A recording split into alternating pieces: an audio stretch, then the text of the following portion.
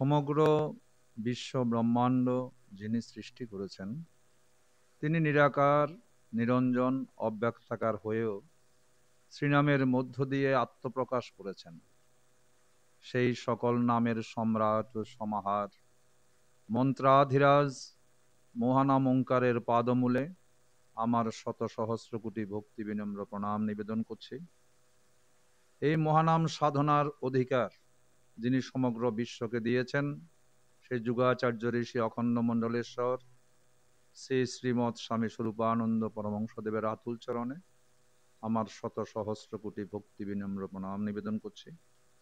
মদ গুরুর সাথে অবেদ জ্ঞানে জগতের সকল সদ্গুরু শ্রীচরণ কমলে আমার শ্রদ্ধাপ্লুত প্রণাম জানাচ্ছি এবং আজকের সাহিত্য সম্ভার তৃতীয় পর্বে সকলকে স্বাগত জানাচ্ছি এবং সকলকে বিনীতভাবে আহ্বান জানাচ্ছি যে আমরা আগেও বলেছি যে এই অনুষ্ঠানের সাথে পিতা মাতা, অভিভাবক, শিক্ষক মণ্ডলী, সমাজ সচেতন যারা প্রত্যেকে যুক্ত হলে আমরা দেশ, জাতি এবং সমাজকে সেই তৃণমূল পর্যায় থেকে গঠন করে সুস্থ সমাজ, বলশালী সমাজ এবং সমগ্র বিশ্বকে সৃষ্টির সেরা জীব হিসাবে সেই মানুষগুলোকে উপহার দিতে পারি।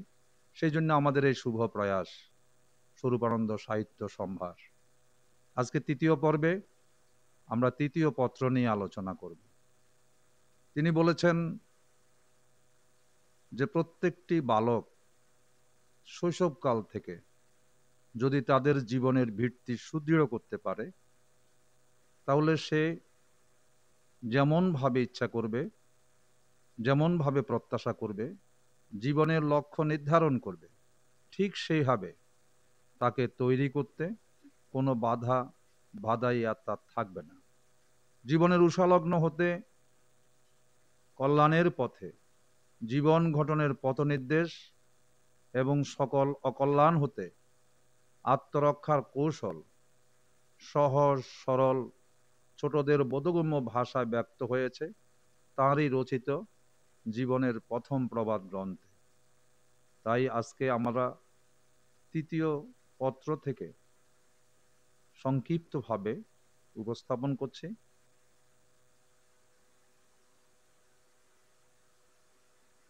তিনি বলেছেন, আমি প্রত্যেকটা বালকের মধ্যে তাদের যে সরল চেতা, পবিত্র হৃদয়, নির্মল চরিত্র, সেই বিষয়গুলো তাদেরকে বুঝিয়ে দিতে চাই এবং সেই বিষয়গুলো উপলব্ধিতে এনে যেই পাপের বিরুদ্ধে আমি তাদেরকে খড়গহস্ত বা রুখে দাঁড়ানোর জন্যে, সেই পাপ থেকে নিষ্কৃতি পাওয়ার জন্যে তাদেরকে সচেতন করতে চাই। আজকে পত্রে সেই বিষয়ে কিছুটা তিনি উপস্থাপন করেছেন। তিনি বলেছেন যেমন মিথ্যা কথা বলা মহাপাপ, যে কোনো বালক সেটি উপলব্ধি করতে পারে।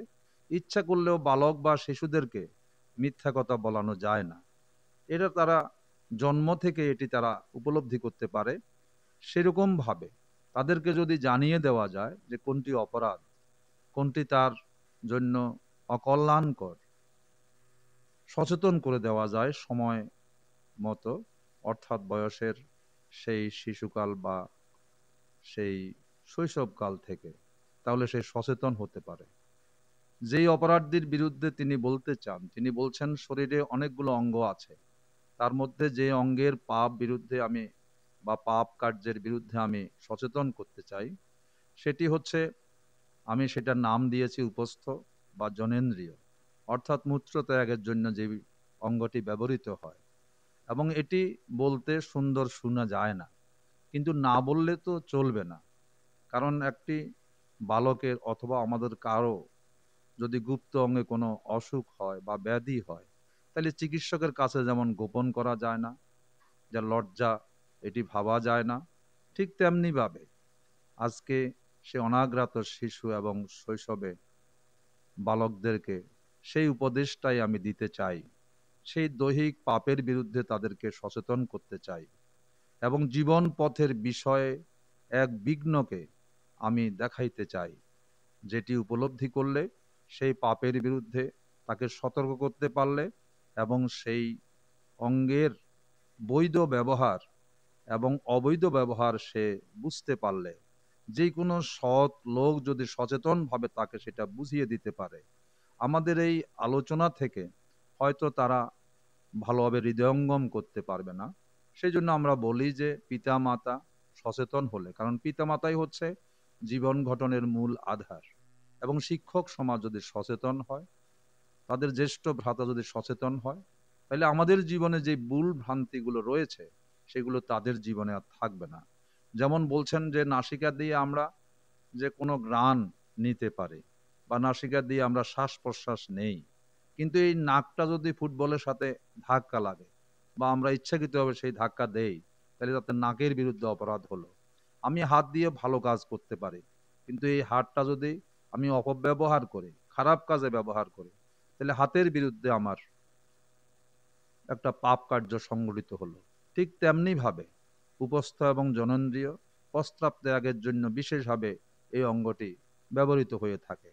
এখন যদি সেই জনেন্দ্রিয় বা উপস্থ অপব্যবহার হয়, তাহলে কি ক্ষতি হবে এবং তার দ্বারা তার জীবনের কি লক্ষ্য থেকে সে বঞ্চিত হবে, এবং আস্তে আস্তে সেই পাপ কার্যের সাথে যুক্ত হলে সে আর সেই অবস্থা থেকে ফিরে আসতে পারবে না। এই জন্য তিনি অত্যন্ত সুন্দরভাবে এবং চমৎকারভাবে সেই শৈশবকাল থেকে বালকদেরকে সেই বিষয়টি স্মরণ করিয়ে দিতে চায়। এই জন্য এই তৃতীয় পত্রে বা তৃতীয় পর্বে শুধুমাত্র এই উপস্থ বা জনেন্দ্রিয়ের যে অপব্যবহার সেই সম্পর্কে একটু ইঙ্গিত দিলেন, এবং এরপরে বিস্তারিত তিনি জানাবেন তা চতুর্থ পত্রে, যা আমরা চতুর্থ পর্বে জানতে পারবো। কিন্তু আজকে আমাদের শুধু এটুকু অনুরোধ থাকবে যে উপস্থের বিরুদ্ধে কোনো প্রকারে আসক্ত আছে কোনো বালক বা শিশু, আমরা এটা বিশ্বাস করি না। কিন্তু বাবা উনি বলছেন যে আমি তোমাকে সেই বিষয়ে শুধু সচেতন করে দিতে চাই, যাতে তুমি কোনোভাবে আসক্ত না হও। কুবন্ধুর কুপরামর্শে বা অসৎ পরামর্শে অজ্ঞাতসারে যদি সে একবার আসক্ত হয়ে যায়, তাহলে সেখান থেকে তাকে ফিরিয়ে আনা খুব কষ্টকর, এবং সে ইচ্ছে করলেও সেখান থেকে আর ফিরে আসতে পারবে না। এই জন্য তিনি প্রথম দুইটা পর্বে শুধু প্রস্তুতি লগ্নে শুধু আশ্বস্ত করেছেন যে কিভাবে আমরা প্রস্তুতি গ্রহণ করব, এই পাপের বিরুদ্ধে কিভাবে নিজেদেরকে তৈরি করব। আর তৃতীয় পত্রে একটু ইঙ্গিত দিয়েছেন মাত্র, আস্তে আস্তে পরবর্তী পত্রগুলোর মধ্যে আমরা বিস্তারিত জানব এবং ভালোভাবে সচেতন হব। তাহলে আমরা আমাদের জীবন যুদ্ধে জয়ী হতে পারবো। যুদ্ধ কিন্তু বাইরে নয়, যুদ্ধ নিজের ভিতরে, অর্থাৎ ভিতরে যে ভালো জিনিসগুলো রয়েছে সেগুলোকে উদ্ঘাটন করতে হবে, যে খারাপ জিনিসগুলো রয়েছে সেগুলোকে দূরীভূত করতে হবে। আর এই অঙ্গের বিরুদ্ধে যে পাপ কার্যে লিপ্ত হওয়ার সম্ভাবনা, বলছে আজকে ছাত্র সমাজ বা যারা একটু স্কুলগামী হয়েছে তাদের মধ্যে সেটি শুরু হয়ে যায়। এই জন্যে সেই বাল্যকাল এবং শৈশবকালে এই বিষয়ের ইঙ্গিত তিনি দিয়েছেন তার এই তৃতীয় পত্রে।